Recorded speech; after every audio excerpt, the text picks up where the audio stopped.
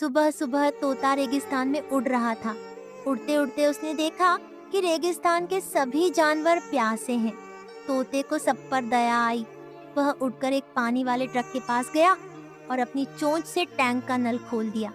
धीरे धीरे उसने पानी एक बड़े गड्ढे में भर दिया। सारे जानवर खुशी से पानी पीने लगे। सबने मिलकर कहा, धन्यवाद तोते, हम सब तुम्हें लाइक, शेयर और सब्सक्राइब करेंगे।